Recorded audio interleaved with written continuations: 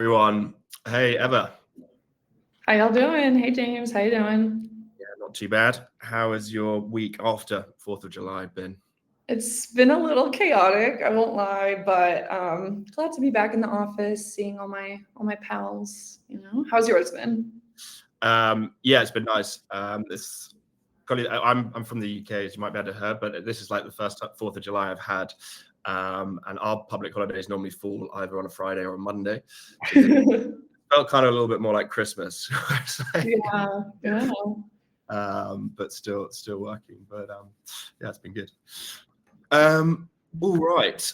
So before we jump into everything, and I guess we wait a couple of minutes before we jump into any formal introductions, our brilliant marketing team at Rockerbox, big shout out to Ashley and Maggie, always recommend starting these things with some audience participation. So Eva, bear with me, but our very fun icebreaker is, can you give us, and for all the audience, feel free to drop your thoughts and comments in the chat attached.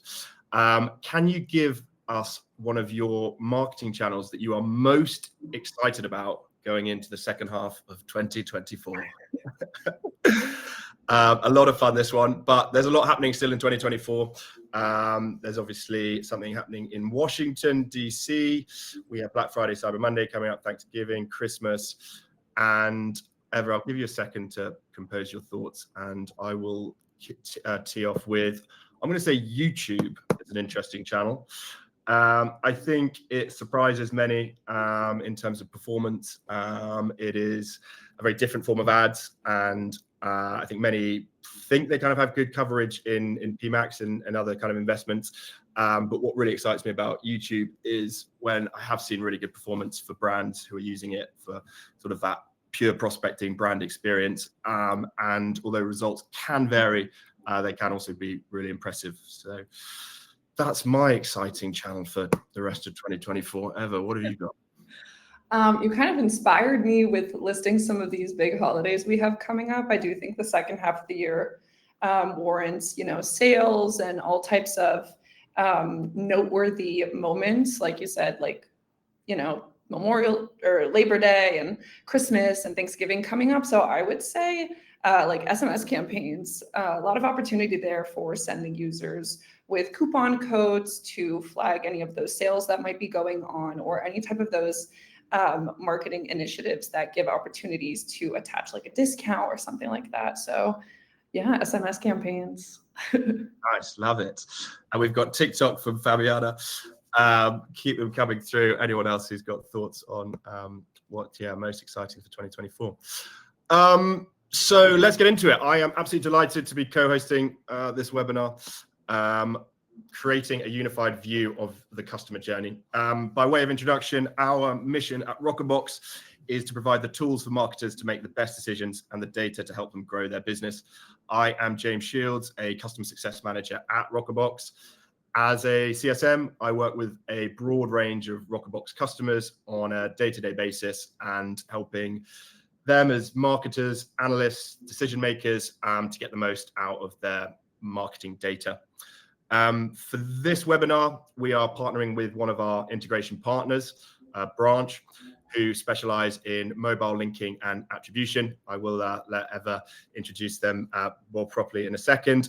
But what being a Rockerbox integration partner means is that Rockerbox and Branch have a agreed and integration protocol, so that you can leverage the best of Rockerbox and Branch together with seamless data integration between each.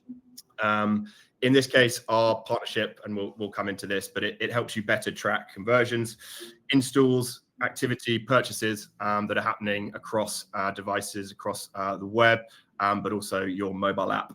And in doing so, it helps to create a unified view of the customer journey. I hope you see what I've done there. As for Branch, I will hand over and introduce my co-host for the discussion, Eva Ber. Hello, Eva. Would you like to introduce yourself and Branch? Yeah, thank you so much, James. Hi, everyone. Super excited to be here joining James in today's session. I'm a senior solutions consultant at Branch. Like James said, what Branch focuses on is mobile linking and mobile measurement. So we provide deep links to customers to place behind various channels in those campaigns that they're running to ultimately lead users to convert into the app. And to continue executing those high value conversions like purchases, like subscriptions, logins, anything like that. Essentially what my role entails at Branch is I mostly help out customers with onboarding with our product. So I'll act as the project manager for customers for the first 3 months, more or less, in getting them set up with whatever is within their product suite. Branch has a whole slew of different offerings. We do integrate with Rockerbox, like James mentioned, and we'll talk a little bit more about this. But I'll likely dive into some of those specific products over the duration of our session, as you know, those use cases are very close to me, and I know tons about them from helping customers like you all implement with us. So yeah, thanks for having me, and super excited to get into it. Awesome. Just a bit of housekeeping. We've got 4 questions we're going to run through. I guess we'll both tackle them one after each other, maybe or together. And then we've got a Q&A at the end. Feel free to shout any questions as we go, and we'll look to take them as they come in. Yeah. So, are you ready, Eva? I'm ready. Are you ready, James? I'm ready. Question number 1. What does it mean to have a unified view of the customer journey, and how can this unified view be balanced with user trust?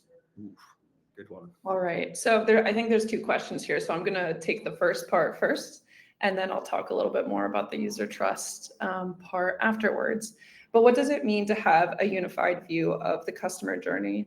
I think it's important to take a step back and think about all the different spots where you could potentially address a potential converter or someone that eventually could be invested into your business by doing one of those conversions that are of highest value to you. Maybe your business operates on a subscription model. Maybe your business sells a certain product. You essentially are likely looking for understanding where your customers can be addressed, where they're coming from, and how do we actually get them to be the most sticky type of customer. The unified view of how your campaigns are performing, where people are coming from, and ultimately, are they doing that high value action that you are trying to push them to do, is what probably is your biggest KPI, to just see if we're actually getting users from where we're trying to address them to where we're trying to lead them to go. So I think that the unified view of the customer journey, it means that you have an understanding of how you're getting users to engage with your business, and whether or not you're actually pushing them to perform that action that gives you the revenue and that return on your spend within your campaigns. How to balance this with user trust. So, we are talking primarily about how these campaigns look like on desktop web, on mobile web, and within the app. So with users interacting with these online platforms, there's a big question about whether, these campaigns that you're running, and whether these users, when they're converting into the app from maybe like a mobile web page, how are we doing this to protect them, and how are we doing so to gain their trust in ensuring that we're doing this in a seamless way and we're not compromising their data, but still gaining an understanding of what they're doing.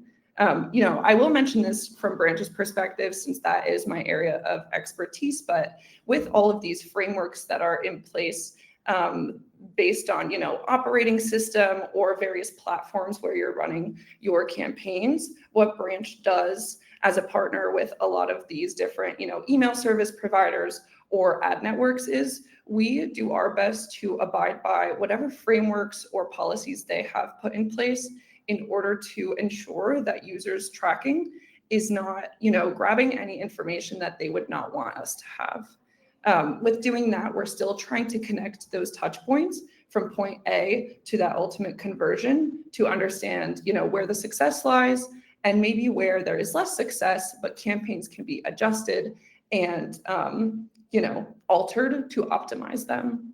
So a little long-winded, but I think James, you could probably contribute some thoughts to this one too to help us out. Yeah, no, I love that. I think, yeah, absolutely. It's a really good, really interesting perspective. I think in terms of the unified view of the customer journey at Rockerbox, that's our bread and butter. That's exactly what successful measurement and attribution really depends on.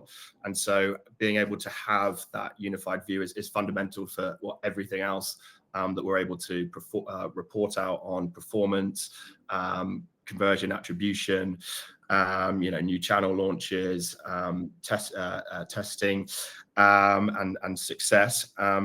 So it's fundamental, and a lot of the stuff that we do at Rockerbox is about trying to get that. So understanding or being able to track those hard to reach channels, offline channels, channels that are happening in or activity and conversions that are happening in alternative checkout flows or in alternative places to a kind of owned e-com site as most of as typically where traffic is directed to.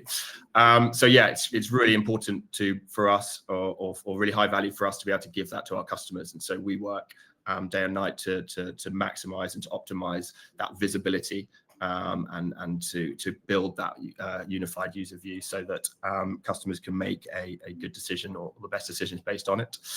I think trust is something that's always been a part of marketing and all sorts of digital solutions since the rise of digital technologies and where we are today. I think my principle is always that customers need to see the benefit from why you're using their data and how you're using it. So whether that's serving better ads or using the data you are collecting in a way that benefits them, I think is a very good principle to follow. Obviously, adhering and being strict and on new regulations and security protocols is fundamental to that. And that's actually one of the reasons that a lot of people come to someone like Rockerbox and presumably Branch like yourselves, because not only are we experts in our field, but we also, when it comes to like buy versus build, we are very up to date with latest regulations and policies, and we're able to, in that particular field, we're able to kind of solve that problem or take that headache or challenges away from customers when it comes to using that data in a trustful way, I guess. Yeah, you actually inspired a thought in me. Specifically within our industry and our roles, you and myself working with customers, I think we're very fortunate to also be end users of what we're helping marketers achieve. So I think with that creating user trust aspect of it, it definitely helps me to put myself in the shoes of an end user when I am helping a customer set up certain types of campaigns where maybe they're nervous about how does this come off to a customer? Do we have the right, frameworks put in place in order to ensure that we're following like GDPR certifications or anything like that, the Apple tracking transparency prompt. So for me personally, when I'm helping a customer run campaigns or get set up for the first time, I think I'm fortunate enough to think of it from the perspective of an end user and how would I like to be addressed through, a marketing tactic to feel safe with clicking on something or converting from mobile web into an application. So I think that's great because we can think about it from their perspective, as opposed to maybe some other industries where, those individuals that are helping customers might not actually understand the perspective of the end user of that treatment or that campaign that they're helping to set up. Yeah, totally agree. I think that's one of the real benefits from it being in a client-facing role, working with these products. We live and breathe their problems and their That we do. Nice. Okay, question number 2. Where's my total? Question number 2. How can customers leverage Branch and Rockerbox both separately and together? All right. So from that product suite at Branch that I was talking about, what our bread and butter is deep linking. So just to give some context on what that is marketers can call out multiple spots where they would love to address a user who does not or does have their app on their device, and something that they can use to ensure a seamless flow from an email, for example, or an advertisement.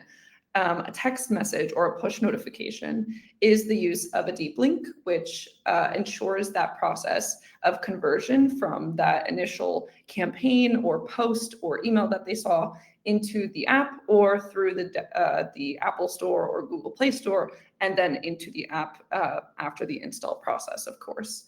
So by doing this, Branch helps provide that flow of getting users to convert with that initial install and to push users to be returning app users, which encourages them to be more likely to purchase things or create accounts or subscribe to things. So that's what Branch provides from one aspect and one side of things. And then through these deep links, we are actually able to take away some of the data with regards to what these users are actually doing once they get into the application. So the deep link provides that type of capability into additional insights into those conversions and what actions are essentially being performed in the app once we do have this converted user. With the Rockerbox integration specifically, I think how Branch and Rockerbox are working together is this data that you're getting from using Branch in various campaigns, whether that's email, ads, mobile web banners even, you're able to take that information from Branch, input it into Rockerbox, and leverage Rockerbox to withdraw these useful insights and conclusions about where these high value touch points are actually occurring and which campaigns are actually pushing users to achieve those KPIs that we would love to push them towards. With that being said, also, all campaigns aren't the same. There could be some that aren't working. So Rockerbox can help you ultimately withdraw that useful conclusion about maybe a campaign that isn't so successful because the messaging is wrong, or the redirect from one place to another causes drop off, for example.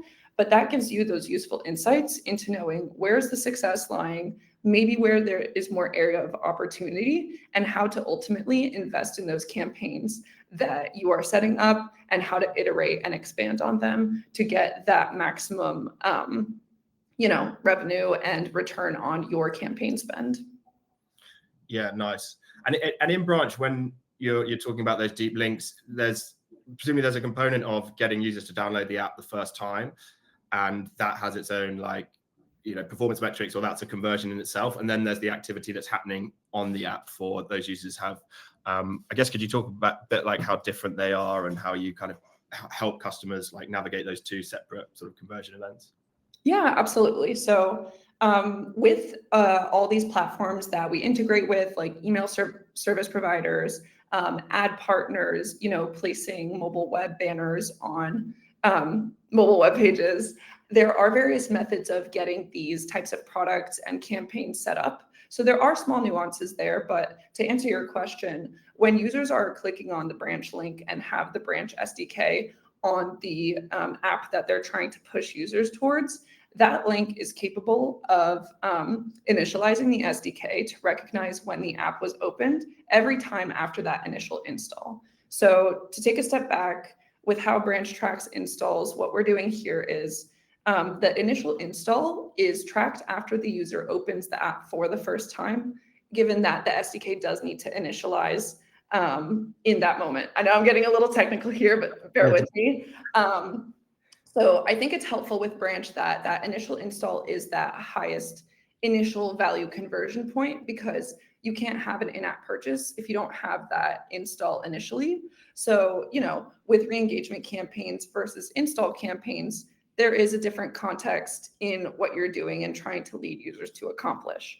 But essentially, when you're pushing users into the app and you achieve that first time install, in your head, it's great. We got to this point. We have a user that's interested in our app. It's on their device. They're likely to come back now.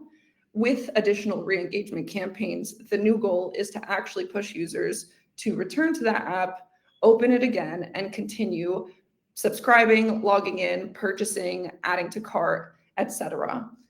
So with Branch being able to track this, we're tracking that initial install with the first time open, and then we are actually able to track those various types of events that are specific to your industry, your vertical, what is of highest value to you, and report back to you, how much revenue did we make in the past month through the purchases that users did in our app?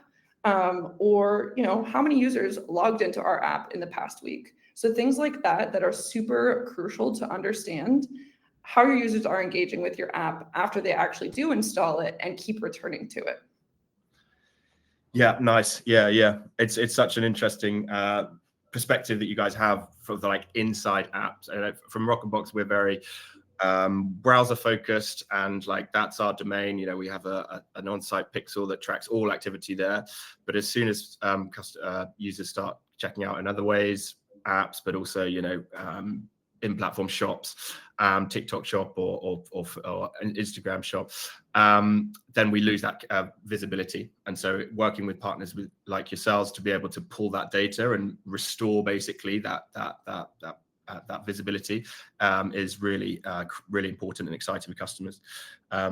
We often get our customers often first kind of like introduce the idea of working with Branch when they're scaling and they're looking to exploit a new highly successful or opportunistic conversion event. So they're investing in a mobile app and they want to be able to track on it like they are tracking everything else on their site. It's about the brilliance of being able to leverage Branch with Rockerbox together is we don't lose that visibility. So when a customer's decided to launch a mobile app, for example, traditionally without a partnership between ourselves and the other mobile measurement partners that we work with, we'd lose that visibility and they would just have to track that internally, or they'd have to manage that, assess performance in a different way. Working together, we're able to bring that all under a single roof and be able to report on that directly, which is a huge benefit for our customers who want to, whether they've had an app forever and that's what their brands come from, or they want to move into it, or they want to test into it. Providing that kind of unified view is a really effective. It's a really there. Always bringing it back to the title. Brilliant. I completely agree. Yeah. And I think, on the hyper-specific level of, campaign versus campaign insights, that's ultimately what helps make those decisions, whether it is a, install campaign you're running, a re-engagement campaign. When you have that unified view and you know where people are coming from and where they're ultimately landing, that's what helps drive those decisions of what am I setting up in a week, in a month, or next year, versus maybe what am I sunsetting? Which campaigns am I going to reduce my spend into? And maybe there's actually not a lot of benefit in running with this type of campaign over a different one. So I think that, those informed decisions, though people are very experienced in this industry and have that knowledge of generally what they believe to be user engagement trends and what typically they see between also just like friends and, speaking to peers. I think once you truly have that data-backed insight into how people are engaging, then you do have the confidence that you are making the right decisions. So I definitely urge marketers to leverage tools like this in order to just have the peace of mind of using a tool to confirm maybe what they were already believing in, or show them new insights that might, open their eyes to what they did not know before. Yeah. And I think effectively in Rockerbox's world, when they can do that in the context or baselining against all their other activity, I think that comes really powerful to be able to see them apples to apples comparison and see how much exactly it's costing to get an install or a conversion through app versus on site. Very cool indeed. Question number 3. Why is it so beneficial to centralize customer touch points across web and mobile? This is a good question. I think I'm thinking a lot of things, but something I am mostly focused on is, with customers that are trying to launch as many campaigns in as many places as possible. Ultimately, what you're trying to obviously achieve is that maximum return on your spend within those campaigns. And just a small stat for you, within a brief survey that Branch conducted last year, we saw that app users are actually reporting to show on average 3.3 times more value than a user who is, just on mobile web or engaging on desktop. So, from me pushing for those in-app conversions, in my eyes, there is a very large user base that is on web that would show a lot of value in getting into the app. So to me personally, I noticed that when customers are leveraging those tools like Branch Deep Links in order to push for those conversions from mobile web or desktop web into the app, the value of the customer, that LTV, the lifetime value, is immediately increased after that initial conversion. Through these types of campaigns with returning re-engagement campaigns on web, whether that's desktop or mobile, that's going to push for that increased value post-conversion, because you're going to get that returning engagement that's going to give you those purchases and is going to give you those subscriptions, whatever it is, that payment model or revenue generating model is within your app. So I think with centralizing those touch points, also, if you are running those types of campaigns that convert from one platform to the other, is unfortunately that unified view again that comes into play is, since you're pushing users to perform those conversions, that's essentially where the value lies, because that is what is ensuring that a user is going to come back and going to invest into your product or your service or whatever it is. There are a lot of campaigns that customers can run that don't originate from web, but I think with web specifically, there is a massive market there that can be tapped, and that can ultimately be very, very valuable for any company that, has a product or a service to sell. Yeah, that's awesome. And I think those stats are great and talk to like the brand and user loyalty that comes through a mobile app, the type of audience, their shopping propensity, and that being high, that presents a real high incentive for brands, to invest and to start directing traffic there. I think from the Rockerbox perspective, it's so beneficial because customer journeys happen across devices. They happen on they might see an ad on browser on the laptop, and then might convert on mobile. We know that's a very common user behavior, and that those sequences can get very long when you're talking about attribution across different channels, and so it's so beneficial, because if we didn't have it, it would be a huge gap in our ability to attribute and sort of resolve those different users. Otherwise, we wouldn't have that visibility and that cross device view, which is not just so important, but it's so right, I guess, in terms of users' pathways to conversions. They look at something on their phone and they look at something on their laptop, and joining those together is a really important step. Yeah, completely agree with you. And I think, in today's digital age, like you mentioned before, we're so involved in our devices and, mobile web and various apps, that there's even that, sorry, going away from this question, but that app to app transfer that might occur. So, on social media apps, there is a massive market there to be tapped. Your example, YouTube, also a platform that used to not have ads, but now anytime you click on a YouTube video, you're receiving an ad. So I think with that, as long as you can track where those users are coming from and how they're ultimately landing to execute that conversion within the web or the mobile app, that's that valuable chunk of information, because there are so many platforms that users are coming from. And I'm sure that, 5-10 years from now, there will be so many more than we currently have, because this industry is evolving so fast.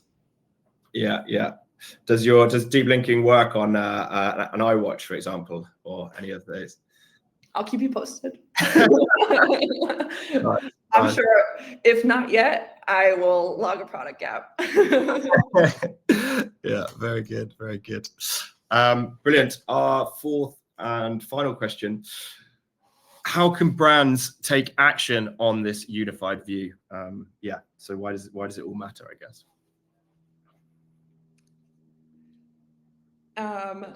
I think I may have kind of touched on this in our previous questions a little bit, but with understanding more granularly how these cross-platform campaigns are actually performing, you're capable to get pretty complex with them. So, these unified views do matter within the context of these campaigns that you're running. How mature are you also? At what step are you within your marketing growth journey? This can mean that there are different types of questions that you're actually trying to answer through gaining this insight into how your customers are engaging with these cross-platform campaigns you're running. So I think that, if brands were to take action on this unified view, different question, but to answer that, it's, first thinking about the context of what am I running, where am I addressing my users, and at what point am I within my current marketing growth maturity model. I like to think of it from like a crawl, walk, run perspective. Am I crawling with my campaigns? Am I sending, very broad campaigns that aren't very honed in on certain types of users that meet certain criteria? What's my messaging looking like? What platforms am I on? Am I on a few? Am I on many?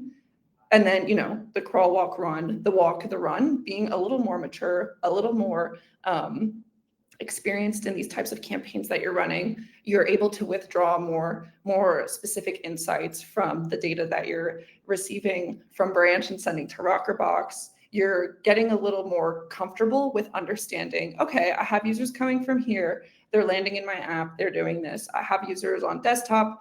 They're going to my website and they're doing this. That helps you take your campaigns to the next level in, instead of choosing, am I running this or am I not? Now saying, okay, I'm actually ready to run an A/B test. Let's see if I can actually add something more and build this up to be a stronger campaign through those more minute and granular aspects. So I think that's where the value is in understanding where you are in your maturity of marketing. How does this information actually benefit me in my maturity of campaigns? Am I just getting started, or do I actually have a really good grasp on how to ingest this information, withdraw conclusions from it, and actually implement and grow these campaigns that I'm running? Yeah, totally agree. I think from my perspective, like what I'm hearing, like it's all about just having a better understanding of your customer journey. And so with that piece, then everything else can kind of fall off it. All of the, as you're talking about, like in channel optimizations, campaign optimizations, baselining, but also, like breaking down your conversion funnel, identifying, being able to kind of go to that slightly more mature level of looking at kind of that distributed performance, ROAS, CAC, not just across everything, setting benchmarks for your top of funnel, your middle, your bottom of funnel, your converters, as well as then looking at things like, time to convert and how a particular channel or a particular touch point might impact that user's time to convert. That's crucially important when you're planning for a sale, or you're looking to ramp up in at the end of a quarter or a particular time, knowing which channels to put your dollars if you want to convert in a certain time period. Looking at like channel overlap, so understanding which channels work well together, making sure you sort of co-invest or scale up those simultaneously. Equally, which channels are standalone, top performers bringing in new customers on their own and don't have any other touch points, and decisions around investing in those, and analyzing that across kind of your own strategic objectives. So whether that's new customers, whether that's all customers, retention. So I think that's very cool, and that all kind of, for me, falls under the brackets of like that better understanding and then making optimizations and decisions off the back of that. And then the kind of second piece is on terms of like alternative modeling techniques, which once you have the kind of foundational data set and you have as much visibility and tracking as you can, then you can do some really cool stuff for sure. And we're seeing at Rockerbox, but as a market more broadly, like the rise and the sort of return of media mix modeling, and the ability to apply that slightly a different potentially modeling technique, but it's all based on having as good a view and as much coverage of your marketing mix and that response to conversions and revenue. So yeah, that's kind of mine. We have one question from the audience. How can you build a strategy and track multiple touch points when you have multiple channels? You want me to take this one, James? Or, I've been answering everything first, so if you want to. Yeah, after you. All right. How could you build a strategy and track multiple touch points when you have multiple channels? I unfortunately will speak on behalf of this one from the branch point of view, as that being my expertise. I think maybe actually first starting from a broader view and touching a little bit on what you just mentioned. I think these strategies that we're talking about with these marketing campaigns that you're running, it is not a one size fits all approach within, digital marketing. I mentioned previously, it's very crucial to think about the context of what you're putting out to your audience. So I think with strategy building, it is very crucial to take a step back and, not go feet first into it. I don't know if that's the saying, but, first think about what are my KPIs? Ask yourself some of those high level questions if you are just getting started, to, understand what am I actually trying to achieve here? Because that will not be the same for every single brand. Brands are offering different types of products. Brands are offering different types of services at different cost points even. So with strategizing and building out, those campaigns that are on different platforms or within different channels, I don't think it's going to be the same across the board for everyone that is trying to develop out that digital strategy. With tracking multiple touch points on multiple channels, I am happy to say that at this point, there are so many tools that ensure that you're actually capable of doing that. I mean, like I mentioned with Branch specifically, our deep links are specifically created to ensure that that process is able to occur.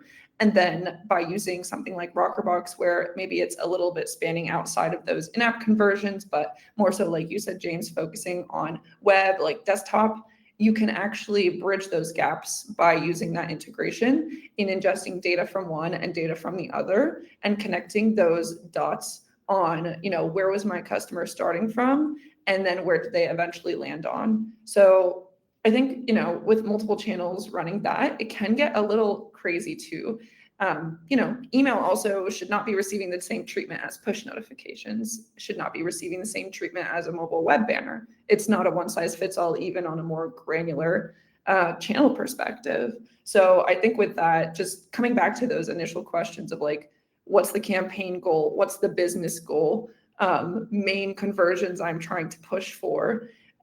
Those are those crucial questions you should be asking yourself with developing out that strategy that spans multiple channels that might still also be connected with each other, because one can push a user just to a different one.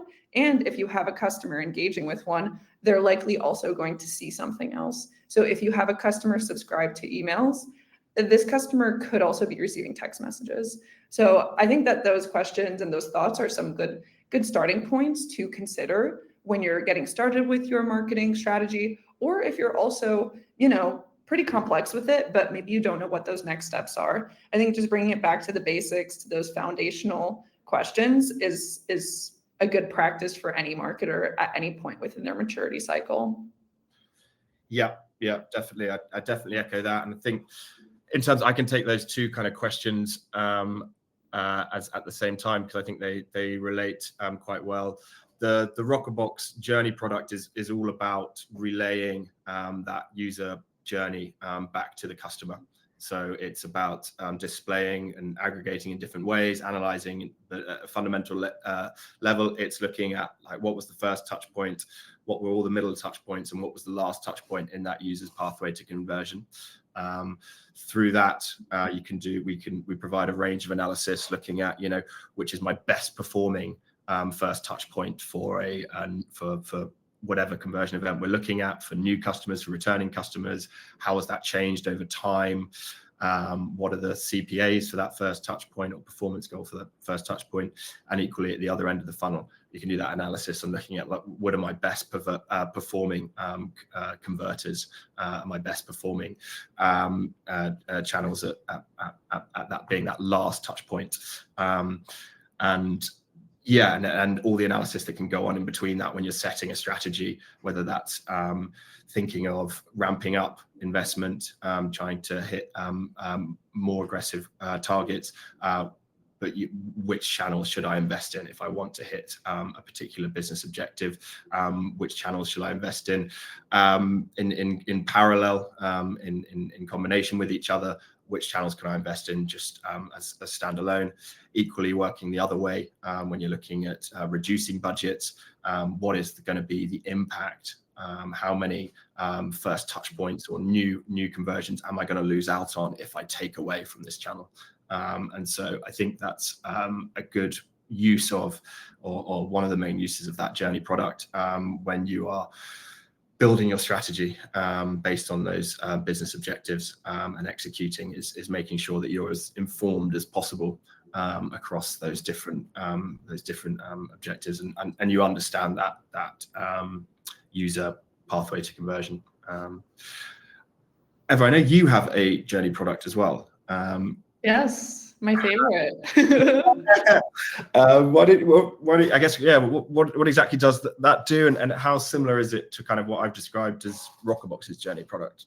I think not at all similar, actually. So our journey product is one of our products that helps facilitate and build out mobile web banners, actually. So it's one of the tools that works hand in hand with deep linking to provide customers with the ability to set up a campaign on mobile web, select, custom audience criteria.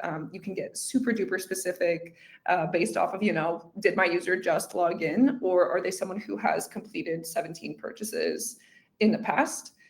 Show them a creative that is branded. We have a ton of options to kind of customize those and align them with whatever branding you have. Also to create maybe like custom branding for a specific sale or a specific campaign that you're running. And then essentially what it does, it gives users the option to download the app. And this is an awesome tool for that mobile web to app conversion. Users click on a call to action button, under which there is that branch deep link. They are taken either directly into the app to a destination, or they can be redirected to the App Store to download and install and continue engaging with the app that way. I do want to say that we currently also do have in beta testing a desktop journey. So this is a desktop web banner that shows a QR code, actually. So, with phones, you can't convert to an app on desktop because it's two different devices, but we do offer now desktop journey banners, which will also flag a banner to a audience member that aligns with a certain set of criteria and presents them with a QR code that has an underlying branch link behind it as well. So it is pushing users to ultimately convert into the app.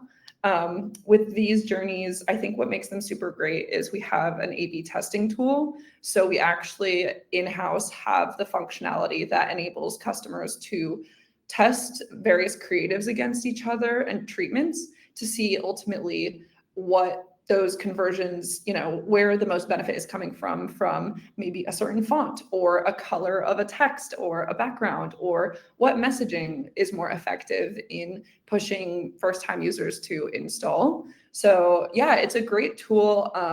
I've seen customers use it as a standalone tool to catch users who are within mobile web, but I've also seen it as that intermediary between an email that pushes a user to mobile web, and then to push for that ultimate conversion into the app. So I love how versatile journeys are, and how creative customers can get, and how pretty they can be, because I also, as an end user, have used these a ton of times. So I do really love working with customers with this tool, because I think these journeys banners, or these like mobile web banners, are everywhere. And I think that this strategy, it's pretty effective, because it's giving users the option to convert, but they can also still continue engaging with the mobile website without even, clicking on it. So it gives you kind of the best of both worlds there. Yeah, awesome. So your version of journey, I guess, is more like building the journey and optimizing the journey through different types of touch points, where Rockerbox is more like reporting on the journey that's got someone to where they are today. Yeah. Very interesting. We have one question directly from Kathy, who asked, does Rockerbox only work with continuous TV ads? No, we do a lot of work with OTT ads as well. And yeah, I will share a link with all our kind of the vendors that we work with, and kind of the channels that we support. But yeah, we do a lot in the OTT and streaming TV, as well as continuous TV, which is also a big channel for us. Awesome. Yeah, just time for any more Q&A. Any more questions from the audience? Far away. James, do you have a favorite product? Product in Rockerbox. Product, integration. Good question. Yes. We are, I guess, yeah, I did shamelessly plug it earlier, but we are rolling out our MMM product at the moment to lots of customers. It's fairly mature in terms of ourselves, but it's kind of growing in terms of the number of customer bases that are using it. And coming from previously what's been like a very MTA, multi-touch attribution world and view, what Rockerbox gave to customers, it's been really, really exciting and interesting to see that, to see customers get a hand on a kind of a new tool, a new look at their data. There's interesting challenges when it kind of shows potentially different insights to what they're used to, or have been reported on through MTA. But then again, it's a very different modeling technique, and it has lots of strengths that it can and areas that it can track better. I think that's what we're kind of I'm most excited about, I guess. Awesome. What's your favorite product? Is it Journeys? It's Journeys. I also do love a QR code though. Super versatile, can customize it and make it very branded. You can establish any type of redirect also on it. So not necessarily a need to push customers to app. Customers can put it digitally anywhere. So like on an email or on a desktop page, but also, we provide the ability to download as an image. So I've also seen customers use them physically in the world. So on posters, on mailers, on boxes, on bags of your food. So I do like the QR code tool as well. Super versatile, super useful, especially after COVID also, like everything's a QR code now. So there's just a ton of area for application of that. And you can also get to a mobile web journey banner through a QR code. So nice. All right, brilliant. Well, thank you. I guess, nothing else to do other than thank you, Eva. Great chatting. Great, as always. Thanks to everyone who attended, and I believe the recording will be shared by our team. So, any questions, feel free to contact myself and Eva directly. Thanks so much, James. Cheers, guys. See ya. Bye, all.